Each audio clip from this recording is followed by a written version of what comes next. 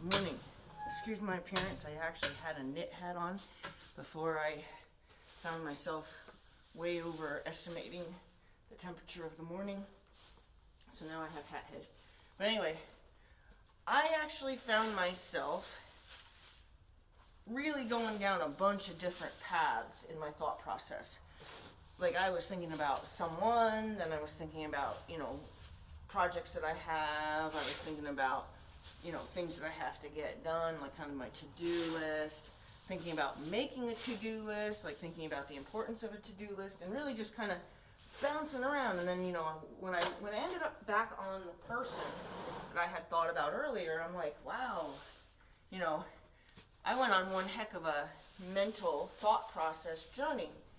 And then I started thinking about, have you ever stopped and said, okay, so my last hour of thoughts,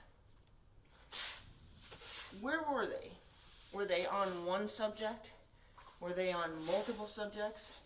If I look back now, can I wonder how even I got on the path of that when it was nothing that I originally was thinking about? How did I think about cars when I originally was thinking about my taxes I have to do? How was I thinking about that when I was originally thinking about that? Have you ever stopped and questioned how you got to where you got to? And it made me think about, especially horse people would relate to this kind of analogy, is, a lot of imprinted hoof prints in the ground, like the impressions in the ground from, maybe a wet conditions, and then today's a dry day, but those hoof prints you definitely still see the impressions. And now we get a heavy, speedy rain. Okay, rain that comes down quickly. So it actually, even though there's no reason for there to be quote unquote moving water on that particular part of your property, because of the rain having kind of nowhere to go, it's trying to move somewhere. Now, have you ever stood and watched a hoof print fill up and then look for an exit and then watch it move into its new hoof print? Because that's what it's going to do. It's going to jump hoof prints to hoof prints to hoof prints. And it's kind of like that's what I decided was happening to me this morning is I was jumping from hoof print to hoof print to hoof print. Like I stayed on a subject until that impression was filled. I found the little spot to leak out, and I leaked out onto a different subject. I leaked out into another hoof print. And I thought that's pretty kind of cool way to realize, our brains really do that. The travel of water is really what our minds do. That water filled up a hoof print.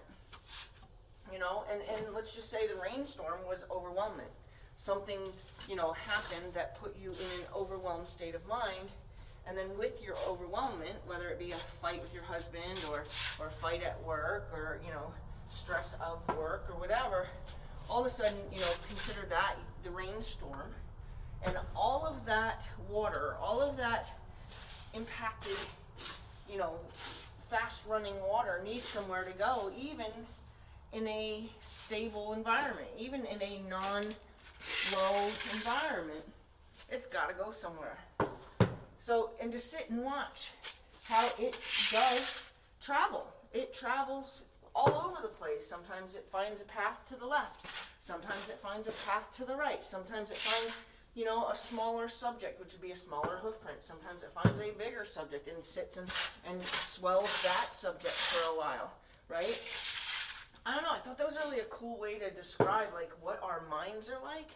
Because I think our connection to water is much greater than I think we realize, and I don't mean it I think we can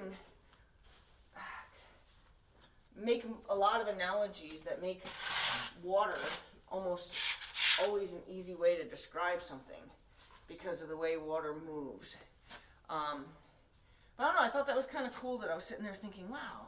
And I know horse people would definitely understand that, because I'm sure if you took the time to ever just stop, say you ran into the barn one day because you got caught up in a rainstorm and you ran into the barn, and then you have nothing better to do but to kind of stare at the way the water is moving around on the ground, and just to watch it. I mean, when I was a kid, at least, will be curious about stuff like that, and to watch a hoof print, impression fill up with water, and then find its little tiny leaky path, and then to watch like the ripples of the water as you can tell it's definitely streaming out, and then it finds another impression, and then it fills that impression. And I'm thinking that's where my thought processes went this morning. Like, it didn't matter like what the subject was. There was something that gave me that little leak into that next subject, and I hung out in that subject until it was full, and then it may have leaked me somewhere totally different, and I stayed on that subject for a while, and I was like, wow, that's pretty cool to follow back, even to sit and say, wow, when I first started paying attention to the fact that I was thinking about anything, this is where my thought began. How did I end up way over here? Or how did I end up way over here? And then how did I end up back where I started? Or at least on that subject, maybe a different, on the top, the subject matter, but a different topic. I don't know, I thought it was kind of interesting. And I don't know if anybody else finds stuff like that interesting, but I do. I find stuff like that, fascinating as hell. So anyway, that was that.